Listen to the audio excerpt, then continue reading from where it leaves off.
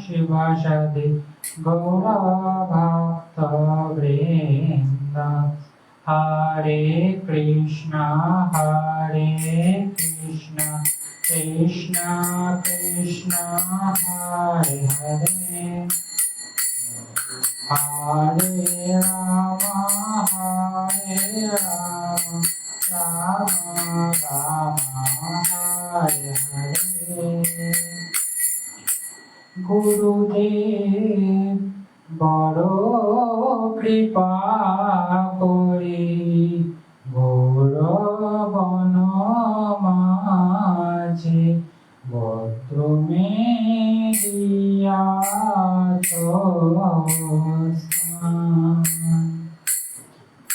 আজ্ঞা দিলাম রে এই ব্রজে বসে হরি নাম করো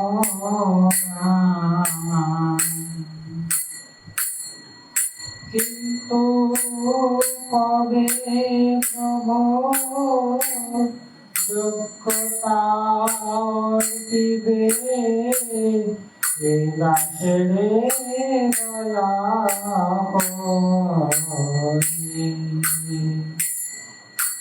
চিত্ত স্থির হবে সকল সহিব একান্তে বুঝিব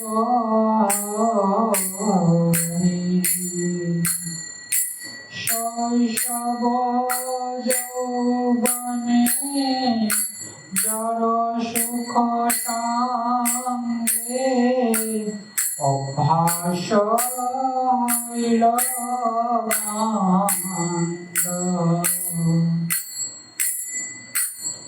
নিজ কর্ম দোষে এই দেহ হইল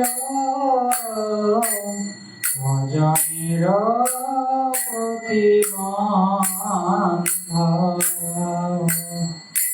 বার্ধক্যে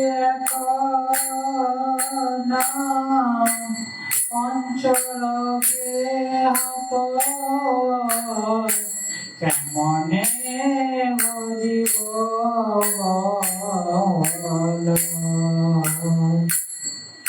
কান্দিয়া কান্দিয়া তোমার চরণে পড়ে আছি সুবিমল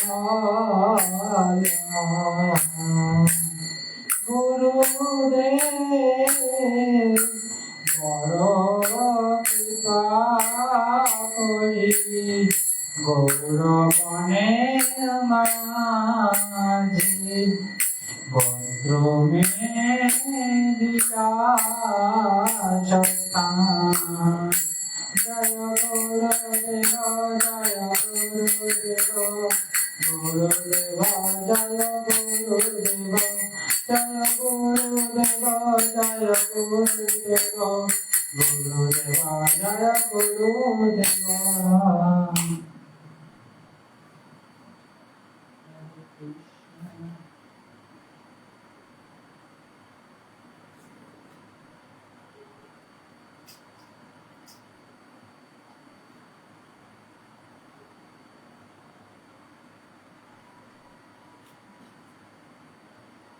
নিতাই পদ কমল কোটি চন্দ্র শুভ শীতল যে ছায়া জগত জুড়ায় হেন নিতাই বিনে ভাই রাধা কৃষ্ণ গাইতে নাই দিল করি ধরণী পায়ের পায় সে সম্বন্ধ নাই যায় বৃথা জন্ম গেল তার সেই পশু বড় দুরাচার নিতাই না বলিল মুখে সংসার ভজিল সংসার সুখে বিদ্যা করে কি করিবে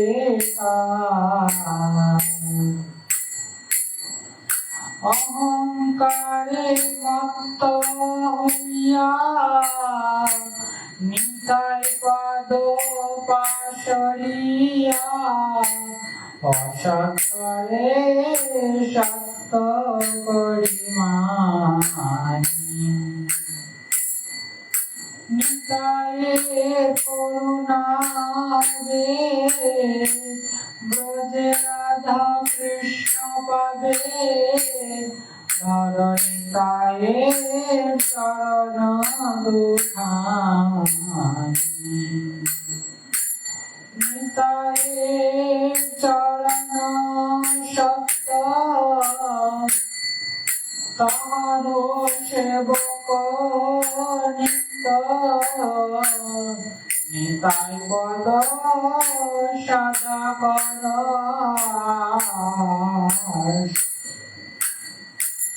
নরোত্তম বড় দুঃখী নিতাই মরে কর সুখী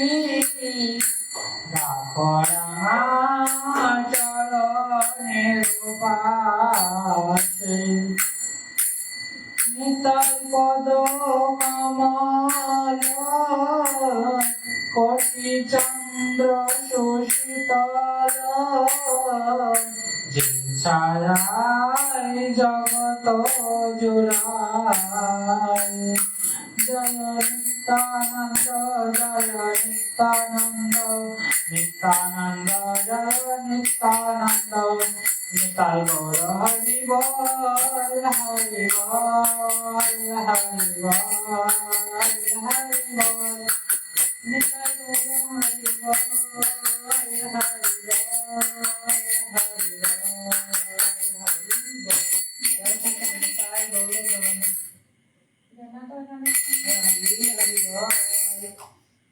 वन्देऽहं श्रीगुरो श्रीयुतपदकमलं श्रीगुरुन् वैष्णवांश श्रीरूपं साग्रजातं श्रवणरघुनाथान्वितं तं सजीवं साद्वैतं सवधूतं परिजनसहितं कृष्णचैतन्यदेवं श्री राधा कृष्ण पदां सगण ललिता श्री वृषभानितांश अमज्ञानतिमिरन्दस्य ज्ञानाञ्जनशलाकया चक्षुरुन्मीलितं येन तस्मै श्रीगुरवे नमः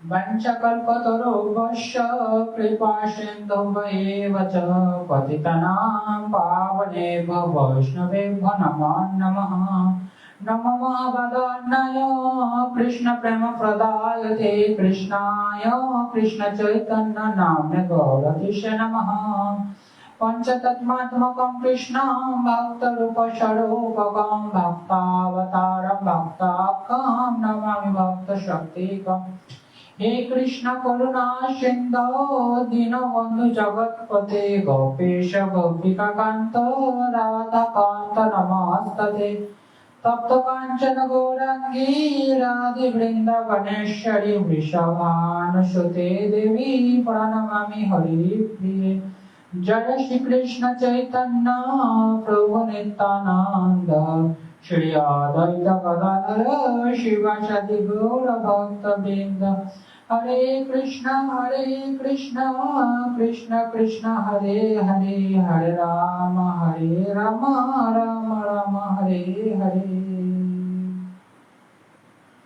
सर्वाग्रे আমি আমার গুরুদেব ভক্তি বিগত প্রধান গোস্বামী মহারাজের পাদপদ্মে দণ্ডবৎ প্রণাম নিবেদন করি কৃপা করুন হৃদয় মন্দিরে অবস্থিত হইয়া হরিকথা শ্রবণ করান তৎপশ্চাৎ পরম গুরুদেব এবং গুরু পরম্পরার প্রতি রইল আমার সশ্রদ্ধ দণ্ডবৎ প্রণাম সভায় উপস্থিত সমস্ত বৈষ্ণববৃন্দ, বৈষ্ণবী বৃন্দ, মাতৃমণ্ডলী, সজ্জন বৃন্দ সকলের প্রতি রইল আমার সশ্রদ্ধ দণ্ডবত প্রণাম। কৃপা করুন যাতে আজ আমি হরিকথা শ্রবণ করতে পারি। হরে কৃষ্ণ হরে কৃষ্ণ।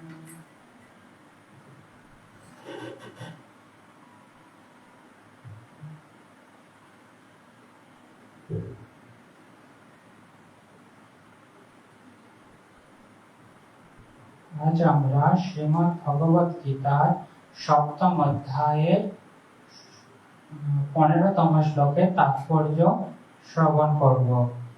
পূর্ববর্তী দিনে যেখানে আমরা সমাপ্ত করেছিলাম, যেখানে আমরা বিশ্রাম দিয়েছিলাম, সেখান থেকে আজ আমরা শ্রবণ করব। তারপর থেকে এই শ্লোকটি বঙ্গানুবাদ হচ্ছিল কি, ওই ভগবান শ্রীকৃষ্ণের মধ্যে মূঢ়, নরাধাম এবং মায়ার দ্বারা যাদের বুদ্ধি অপহৃত হয়েছে তারা কি, তারা হচ্ছে অশরীর ভাবাসম্পন্ন মানুষ। এই সমস্ত মানুষেরা কি করে, ভগবানকে জানতে পারে না এবং তারা এই সমস্ত দুষ্কৃতকারীরা কখনো ভগবানের শরণাগত হয় না। পূর্ববর্তী দিনে আমরা যে মূঢ় ব্যক্তি তাদের সম্পর্কে শ্রবণ করেছিলাম, তারপর হচ্ছে কাদের সম্পর্কে শ্রবণ করেছিলাম, যারা হচ্ছে দুরাচারী ব্যক্তি তারা কিরকম এবং তাদের চারিত্রিক বৈশিষ্ট্য আমরা শ্রবণ করেছিলাম। আজকে আমরা শ্রবণ করব যাদের মায়া অপহৃত জ্ঞান, অর্থাৎ মায়ার প্রভাবে যাদের বুদ্ধি বিনাশ প্রাপ্ত হয়েছে বা লোপ পাচ্ছে তাদের সম্পর্কে, এবং আরেক শ্রেণীর দুষ্কৃতকারী হচ্ছে কি আসরিক ভাবাসম্পন্ন মানুষ। এই যে চারটি শ্রেণী, এই চারটি শ্রেণীর সম্পর্কে আজ আমরা শ্রবণ করব। প্রথমে যে তৃতীয় নম্বর শ্রেণীতে কারা পড়ছে, তৃতীয় নম্বর শ্রেণীতে পড়ছে মায়া অপহৃত জ্ঞান, অর্থাৎ মায়ার দ্বারা যাদের পাণ্ডিত্য, যাদের যে জ্ঞান তা অপহৃত হয়েছে। কি হচ্ছে এখানে, পরবর্তী শ্রেণীর দুষ্কৃতিকারীদের মধ্যে হচ্ছে মায়া অপহৃত জ্ঞান, অর্থাৎ মায়ার প্রভাবে যাদের পাণ্ডিত্যপূর্ণ জ্ঞান অপহৃত হয়েছে। সাধারণত এরা আংশিকই খুবই বুদ্ধিমান হয়। এই সমস্ত ব্যক্তিকে জড়জগতের ক্ষেত্রে যদি আমরা বিচার করি, তারা হচ্ছে অত্যন্ত বুদ্ধিমান সম্পন্ন, কিন্তু বুদ্ধিমান সম্পন্ন হওয়া সত্ত্বেও তাদের যে জ্ঞান, সেই জ্ঞান হচ্ছে ভগবানের কে জানার জন্য জ্ঞানের যে প্রয়োজনীয়তা সেটির অভাব রয়েছে। তারা হচ্ছে বাস্তবিক ভাবে বা জড়জগতে হচ্ছে তারা প্রচুর বুদ্ধিমান। এই সমস্ত ব্যক্তিরা কি বড় বড় দার্শনিক হতে পারে, বড় বড় কবি হতে পারে, বড় বৈজ্ঞানিক হতে পারে, অথবা বড় সাহিত্যিক বা বড় রাজনৈতিকবিদও হতে পারে, কিন্তু মায়ার শক্তির দ্বারা তারা হচ্ছে বিপথে গামিত হচ্ছে, তারা সঠিক পথে চালিত হচ্ছে না। তাই তারা কি হয়, তারা হচ্ছে পরমেশ্বর ভগবান শ্রীকৃষ্ণকে অবজ্ঞা করতে থাকে এবং তার ফলে হচ্ছে তারাও হচ্ছে যেমন ভগবানকে অবজ্ঞা করে, ঠিক তেমনই হচ্ছে ভগবানও তাদেরকে অবজ্ঞা করতে থাকে।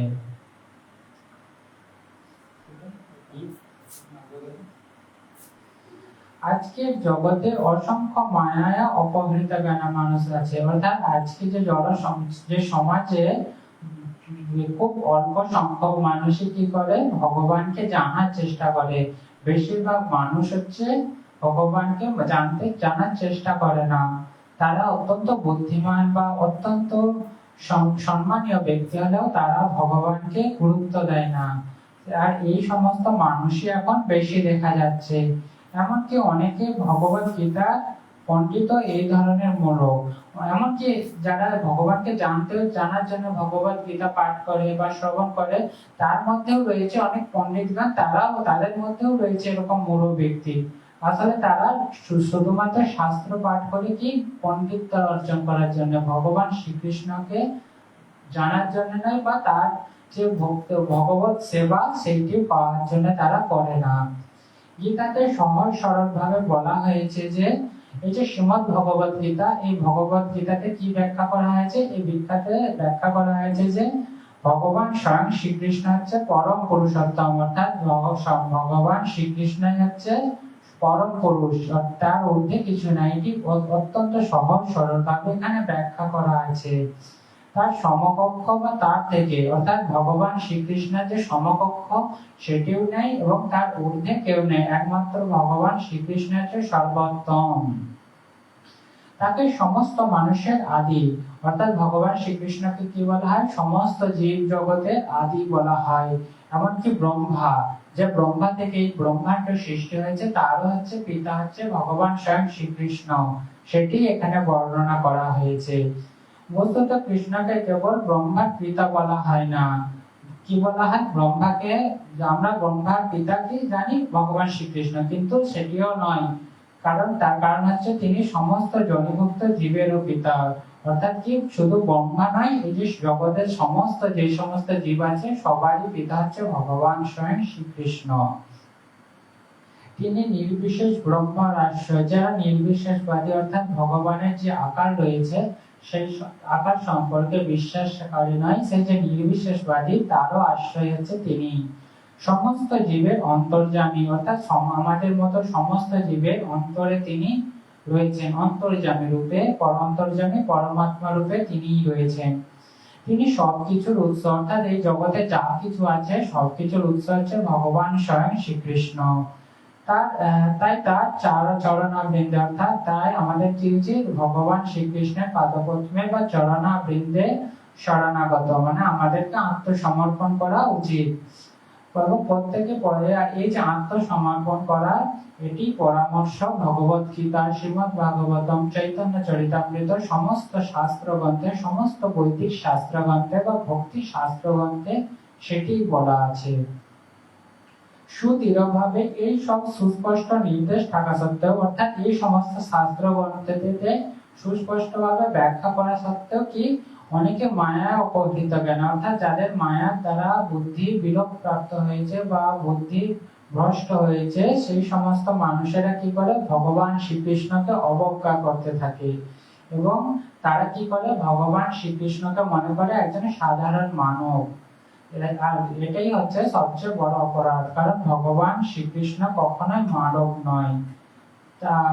তারা জানে না যে এই দুর্লভ মনুষ্য শরীর ভগবানের নিত্য চিন্ময় সেই বিগ্রহের অনুকরণে রচিত হয়েছে। তারা কি করে, তারা মনে করে যে ভগবান শ্রীকৃষ্ণকে যখন মানব শরীরে দেখে, তারা জানতে পারে না যে ভগবান শ্রীকৃষ্ণের সবচেয়ে সর্বশ্রেষ্ঠ জীব হচ্ছে কি মানুষ।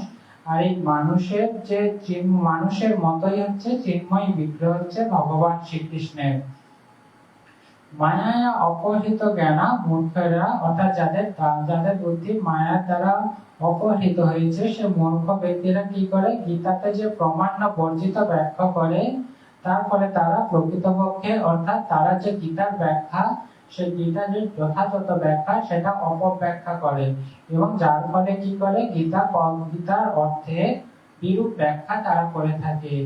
গুরু পরম্পরায়, অর্থাৎ এই যে ভগবত গীতার জ্ঞান আমাদেরকে কিভাবে অর্জন করতে হবে, আমাদেরকে গুরু পরম্পরার মাধ্যমে অর্জন করতে হবে, তবেই আমরা সঠিকভাবে ভগবত গীতার যে জ্ঞান সেটা আমরা বুঝতে পারবো। তা না করে ভগবত গীতা গুরু পরম্পরায় না প্রাপ্ত হয় গীতার প্রকৃত উপলব্ধি তারা করতে পারে না।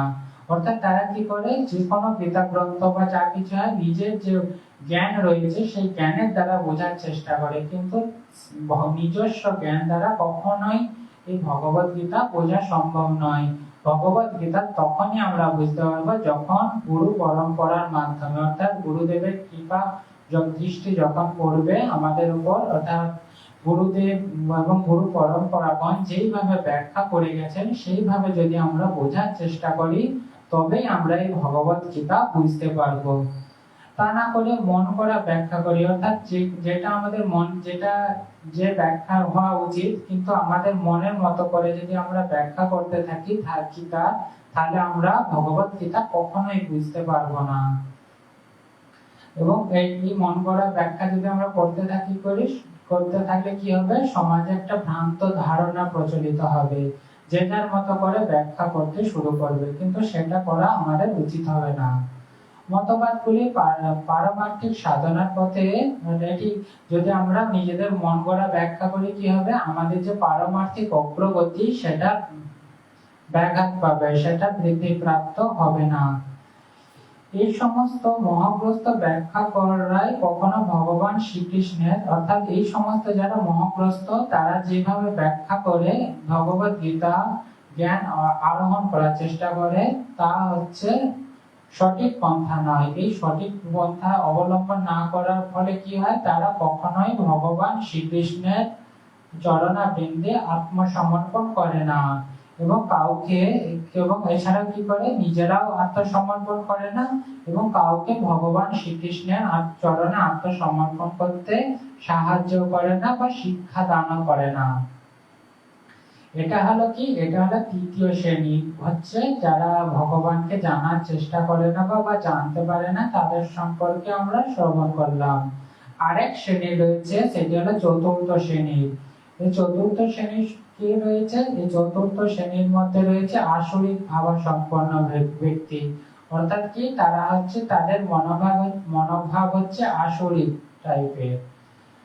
সর্বশেষ শ্রেণীর দুষ্কৃতিকারীদের বলা হচ্ছে আসরিক ভাবামাশ্রিতা, অথবা আসরিক ভাবাসম্পন্ন ব্যক্তি। এই ধরনের মানুষেরা নির্লজ্জভাবে নাস্তিক, অর্থাৎ এই যে আসরিক ভাবাসম্পন্ন মানুষ, এদেরকে আমরা কি বলে থাকি, এদেরকে আমরা নাস্তিক বলে থাকি। এই শ্রেণীর নররূপধারী অসুরেরা কি করে, এই সমস্ত মানুষেরা কি করে, অযথা ভগবানের বিরুদ্ধে তর্ক করতে থাকে এবং পরমেশ্বর ভগবানকে কখনোই জড়জগতে অবতরণ করতে পারে না। তারা কি বলে, তারা যে ভগবান শ্রীকৃষ্ণ যে জড়জগতে অবতরণ করেছে তারা কখনোই মেনে নিতে চায় না। কিন্তু ভগবান কেন এই জড়জগৎ, কিন্তু তারা কি বলে, তারা বলে যে ভগবান শ্রীকৃষ্ণ জড়জগতে আসতে পারে না, কিন্তু তারা এটা ব্যাখ্যা দিতে পারে না যে ভগবান শ্রীকৃষ্ণ কেন এই জড়জগতে আসবে না, এর ব্যাখ্যা তাদের কাছে নেই। এই সম্বন্ধে তারা কোনো যুক্তিও দেখাতে পারে না যে ভগবান কেন এই জড়জগতে আসবে না। এদের কেউ কেউ আবার বলে থাকেন যে ভগবান নির্বিশেষ। আবার এই আসরিক ভাবাসম্পন্ন মানুষ বা নাস্তিক মানুষদের মধ্যে কেউ কেউ রয়েছে কি নির্বিশেষবাদী, অর্থাৎ ভগবান শ্রীকৃষ্ণের যে আকার রয়েছে সেইটির সম্পর্কেও তারা মেনে নেয় না। এইরকম মানুষও রয়েছে। ভগবান যে জড়জগতে নির্বিশেষ ব্রহ্মের অধীন, যদিও গীতাতে থাকে বিপরীত। আর গীতাতে সমস্ত জায়গায় ভগবান শ্রীকৃষ্ণকে সবিশেষ, অর্থাৎ ভগবান শ্রীকৃষ্ণের যে আমরা যে বিগ্রহ দেখি সেই রূপেই ব্যাখ্যা করা আছে গীতার সমস্ত অংশেই। পরম পুরুষোত্তম, তারা কি কেউ আবার বলে ভগবান নির্বিশেষ ব্রহ্ম বিপরীত। পরম পুরুষোত্তম ভগবানের প্রতি, তারা হচ্ছে ভগবান শ্রীকৃষ্ণের প্রতি কি তারা ঈশ্বরান্বিত রয়েছে, অর্থাৎ হিংসা করে ভগবান শ্রীকৃষ্ণের প্রতি। এই সমস্ত নাস্তিকেরা সকল্পিত অপ্রামাণিক একাধিক অবতারের অবতারণা করে। এমনকি কি বলা হয়েছে এখানে ভগবান শ্রীকৃষ্ণ ছাড়াও আরো অন্যান্য অবতারদের কথা নিয়ে আলোচনা করে তারা। এই কারণে মানুষদের জীবনের একমাত্র লক্ষ্য হচ্ছে ভগবানের নিন্দা করা।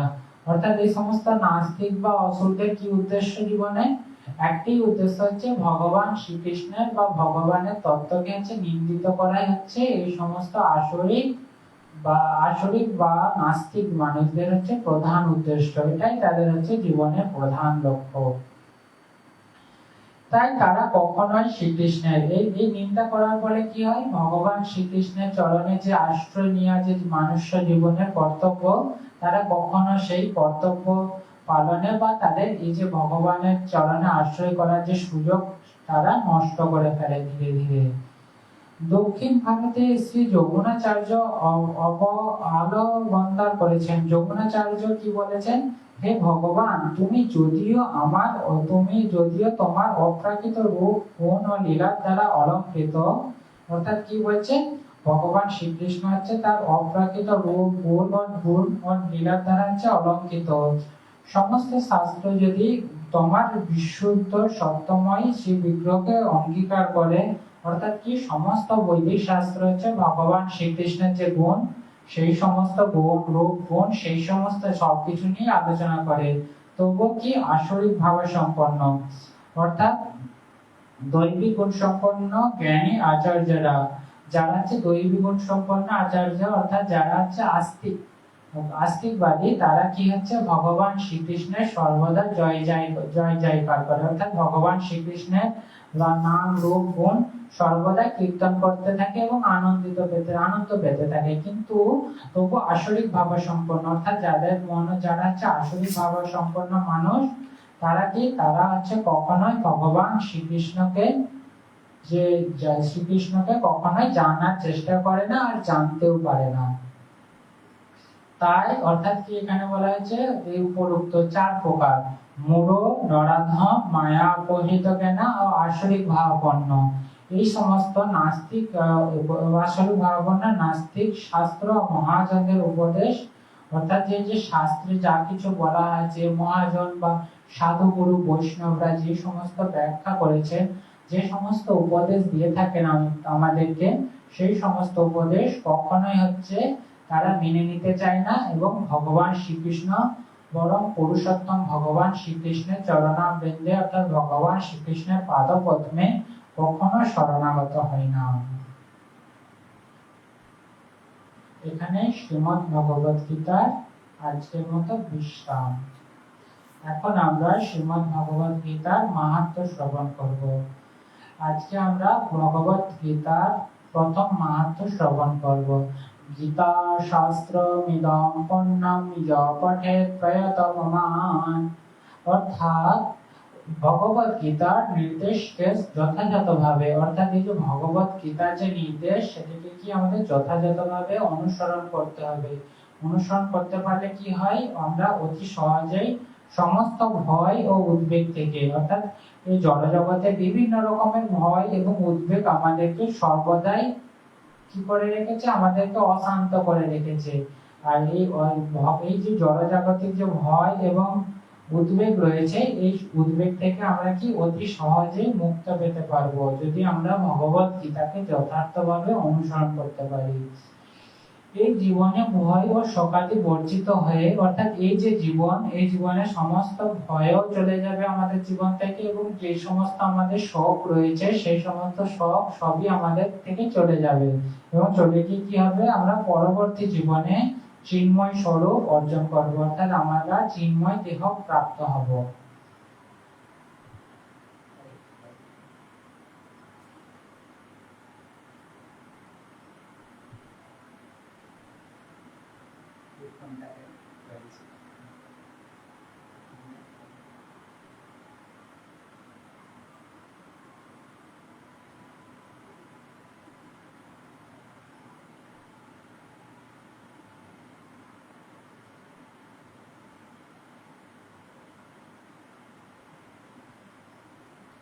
আজ আমরা শ্রীমদ্ ভাগবতমের দশম স্কন্ধের 33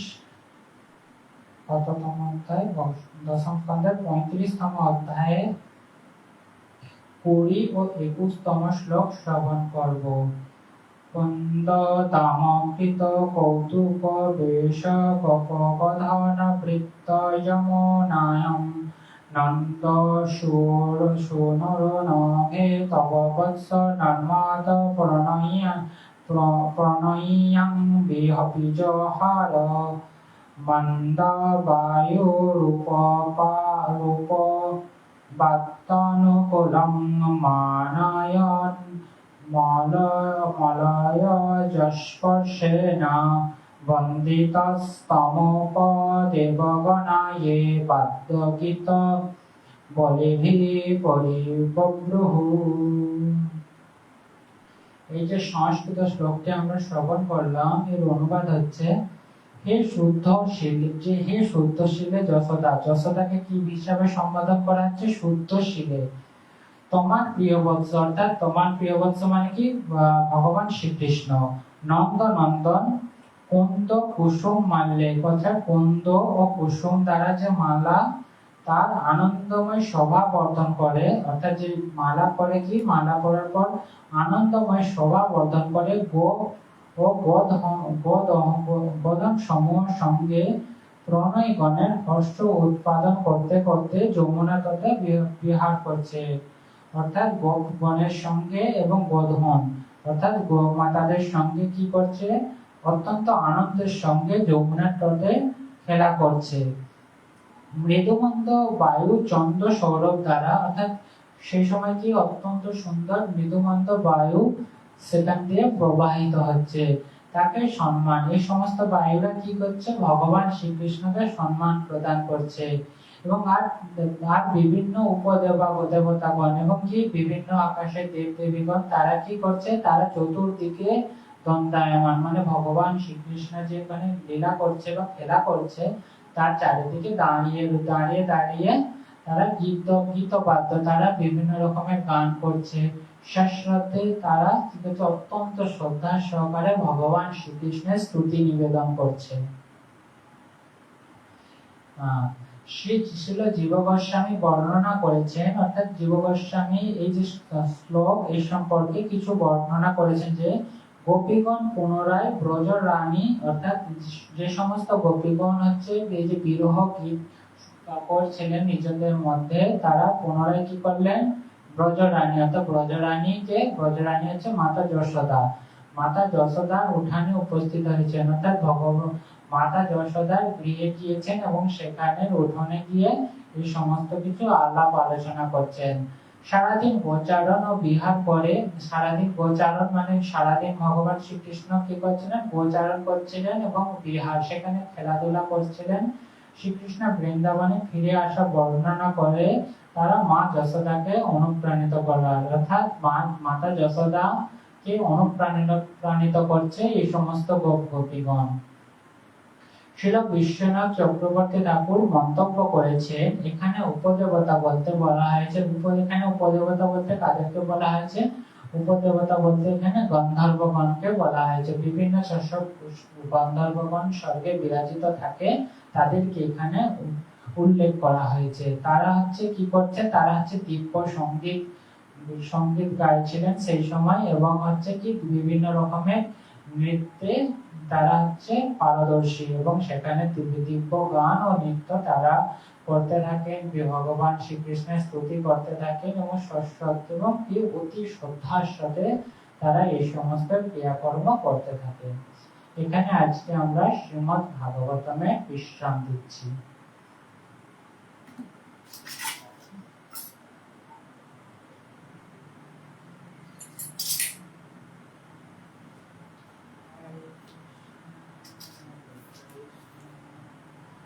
হরিহরায় নমঃ, কৃষ্ণ যাদবায় নমঃ, যাদবায় মাধবায় কেশবায় নমঃ, গোপাল গোবিন্দনাথ শ্রী মধুসূদন, গিরিধারী গোপীনাথ মদন মোহন, শ্রী চৈতন্য নিত্যানন্দ শ্রী অদ্বৈত সীতা, হরি গুরু বৈষ্ণব ভক্ত রূপ সনাতন ভক্ত রঘুনাথ, শ্রী জীব গোপাল ভক্ত দাস রঘুনাথ, এই গোসাই গোবিন্দ কৈলাস, এই গোসাই করি চরণ বন্দন, যাহাতে বিঘ্ননাশ বিশ্বপুরণ, এই গোসাই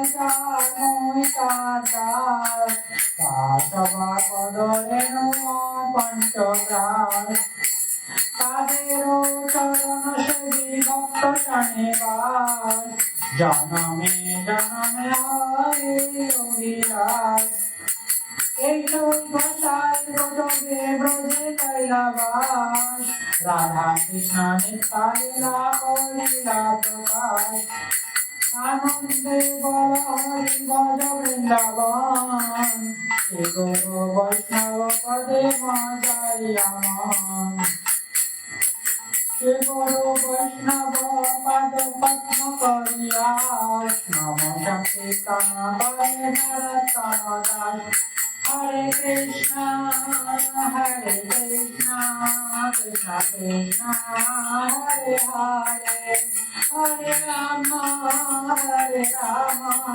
রাম রাম হরে হরে, নিতাই গৌর হরি বল হরি বল হরি বল হরি বল। নিতাই গৌর হরি বল হরি বল হরি বল হরি বল নিতাই গৌর হরি বল হরি বল হরি বল হরি বল জয় কৃষ্ণ নিতাই গৌর প্রেমানন্দে হরি হরি বল जय श्री श्री गुरु गौरांग गंधार गिरिधार जीव की जय जय सपरिकर श्री श्री गुरु गौरांग गदाधर राधा गोपीनाथ गिरिधार जीव जगन्नाथ लक्ष्मी नृसिंह भगवान की जय जय आपन गुरुदेव श्रीमद भक्ति विविधावधान गोस्वामी महाराज की जय जय गुरु परंपरा की जय वृंदा देवी तुलसी महारानी की जय भगवान मंगल हरिनाम संकीर्तन की जय जय श्री श्री निताय गौर प्रेमानंदे हरि हरि बोल